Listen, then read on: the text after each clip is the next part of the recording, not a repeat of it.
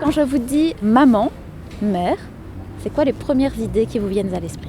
C'est la première chose qui compte dans la vie, je crois. Organisation quotidienne, non-stop et pas dormir. Protection, Famille, réconfort, conflit, repère aussi. c'est un pilier. Ouais, c'est un peu une image de nous. Surcharge de travail. Sécurité, espoir. Amour. En vrai, un super-héros un peu. Enfin, en tout cas, ma maman, ouais. Genre, maman, elle s'occupait de moi, j'étais bébé, elle était toute seule, elle était enceinte de ma petite sœur. Maman, c'est super-héros.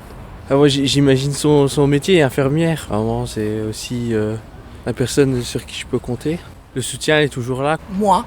Je pense d'abord à ma maman, évidemment, qui m'a élevé et qui s'est occupée de nous et de mon frère. Et puis je pense à ma femme qui est maman également. Et un rôle dans l'éducation, évidemment, de tous les jours. Et souvent la maman est comme la femme d'un homme, ou d'une femme. Donc c'est aussi un partage dans les tâches quotidiennes.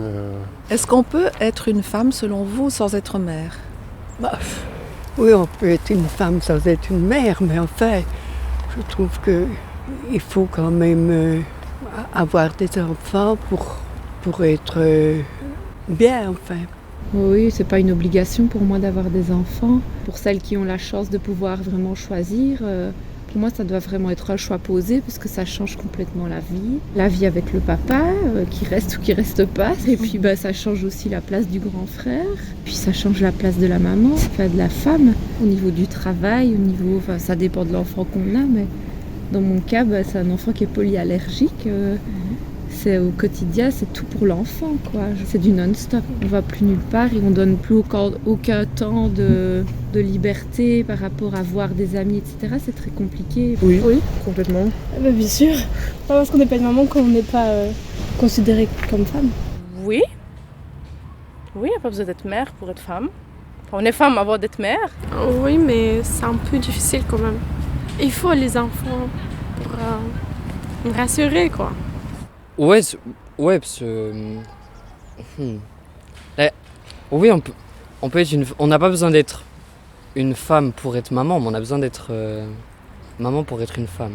Non, l'inverse plutôt, je pense. On peut être une femme et voilà, ne pas avoir d'enfant et être très très bien, sans problème, quoi.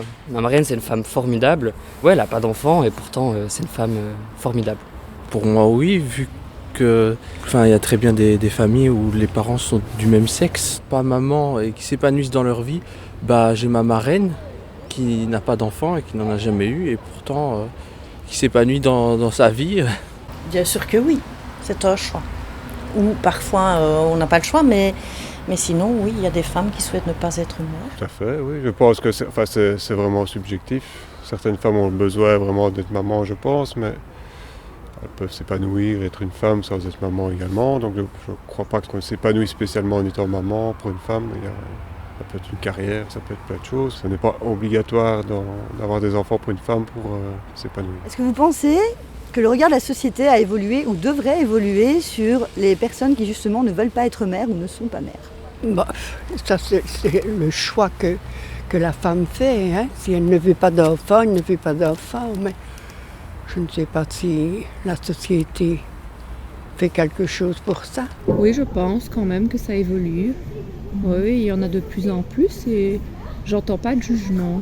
On est quand même plus respectueux des choix de chacun. Moi, je trouve que ça a quand même déjà évolué. Oui, je pense que ça a changé. En tout cas, dans notre génération, je trouve qu'il y a de moins en moins de filles qui se disent pourquoi pas être mère un jour. Moi, par exemple, je sais que je veux pas trop d'enfants. Et quand je le dis, parfois, ça peut aussi choquer les gens. Ils sont en mode ah ouais, tu veux pas d'enfants, mais tu vas faire quoi Je trouve que c'est quand même de plus en plus banalisé. Moi, ma marraine, elle a pas d'enfants. Ça me choque pas. Enfin, je veux dire, petite, je me disais pas pourquoi j'ai pas de cousin là. Ça, alors, aucune idée. Moi, je respecte, mais moi, je trouve que c'est pas facile. C'est pas facile du tout. Je sais qu'il y a certains pays dans le continent asiatique qui sont limités, par exemple, au nombre d'enfants qu'ils peuvent avoir dans un foyer.